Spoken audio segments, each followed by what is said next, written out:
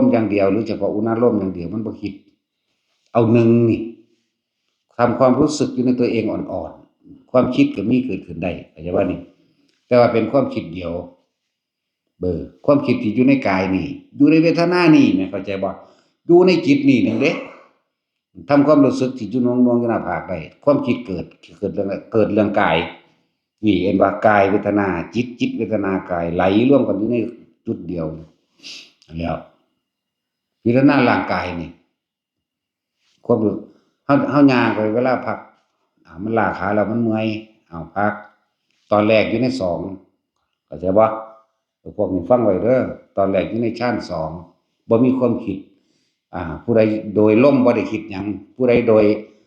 อยู่กับความรู้สึกในกายอันเป็นอาการปิติในหน้าผากหรือในหัวก็ตามย่างไปเสร็จไปแต่ตอนเฮานั่งพักต้องคิดเลยบัดนี้มันก็ถอยลงมาเป็นปฐมฌานมีวิตกมีวิจารวิตกก็คือคิดพิจารณาเรื่องใดเรื่องหนึ่งรู้จักบ่นี่คิดเรื่องของร่างกายนี่กายนี่มันคือเมื่อยมันคือล้าถ้าว่ามันเป็นของเฮามันคือบังคับบ่ได้มึงเซาเมื่อยแม่เซาร้อนแม่เซาหิวแม่แหน่มันก็บ่เซาให้เฮาฉะนั้นมันต้องบ่เป็นของเฮาแน่ความรู้สึกทั้งหลายนี่ที่ว่าเฮาเหนื่อยเฮาล้านี่บ่มีผู้ใดมีความพอใจในความเหนื่อยแม่นบ่บ่มีผู้ใดมีความพอใจในความเมื่อยดอกมันเลยว่ามันเป็นทุกข์นั่นก็ไปตัวบัดนี้โอ้นี่บ่ร่างกายเพิ่นว่าเป็นรั่งของทุกข์รั่งของโลกร่างกายเป็นที่รองรับสรรพทุกข์ทั้งหลายสรรพโลกทั้งหลายความเจ็บปวดทั้งหลายร่างกายรับเบิดสิได้ว่ามันเป็นของเฮาคือบังคับมันได้นี่ก็ไหลอยู่ในอารมณ์เดียวนี่จักบัดนี้เป็นเรื่องเดียว เรื่องเดียวความรู้สึกต่างๆก็เกิดเดี๋ยวร้อนเดี๋ยวหนาวนึงก็ว่าไปความรู้สึกนี่เป็นแค่ความรู้สึกทางกายแต่ความรู้สึกทางใจคือเวทนามันก็มีพอใจมั่งบ่พอใจมั่งมันคือบ่มันคือบ่บังคับให้พอใจได้ตลอดนั่นแม่นบ่ล่ะความพอใจก็เกิดความบ่พอใจก็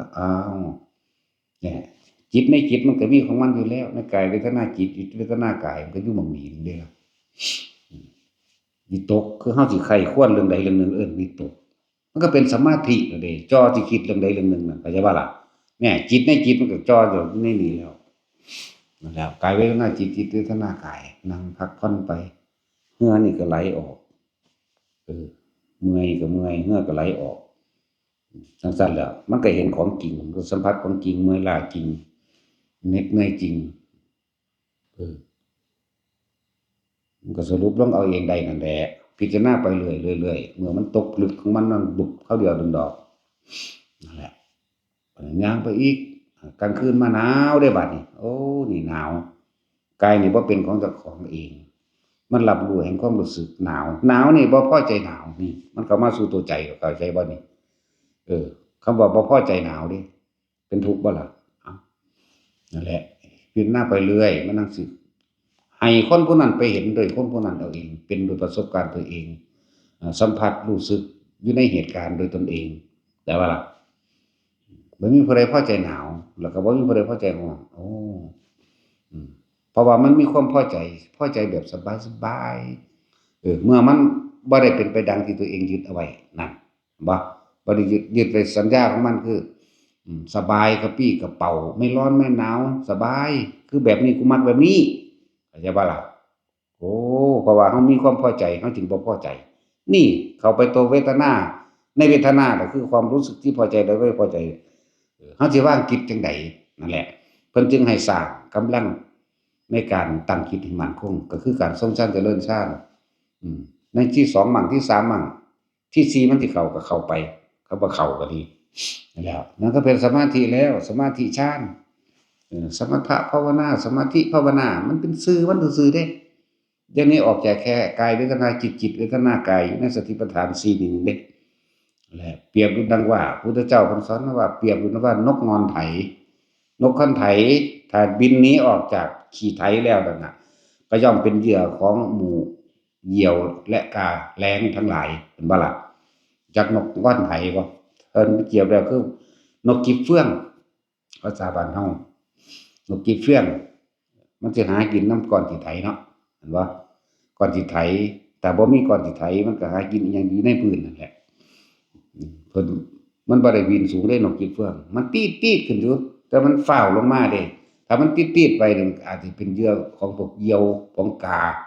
ของแห้งทั้งหลายที่ใหญ่กว่าส่วนนกก้อนไถเราสิหากินโดดก้อนไถก้อนนั้นโดดก้อนไถก้อนนี้พอแต่มันเห็นอีแห้งหรือเหยี่ยวคืออยู่ข้างบนปุ๊บมันสิลี้เข้าไปในหั้นอยากว่าล่ะลี้เข้าไปในก้อนที่ไถที่มันพลิกลงจิตของหมู่ภิกษุทั้งหลายก็เหมือนกันอย่าหนีออกจากกายจากกายเวทนาจิตเวทนากายรวมแล้วให้เป็นผู้มีสติระลึกรู้อยู่ในกายเวทนาจิตเวทนากายโดยอาศัยอานาปานสตินั่นแหละกายเฮาเป็นดุจดังว่าขี้ไถใจเฮาความคิดของเฮาเป็นดุจว่านกเข้าใจบ่ล่ะอย่าหนีออกจากกายถ้าหนีออกจากกายแล้วล้วนแล้วแต่เป็นอันตรายทั้งปวงบ่ล่ะมันก็คิดไปล่ะนั่นแหละเป็นเปรียบเทียบนกม่อนไถ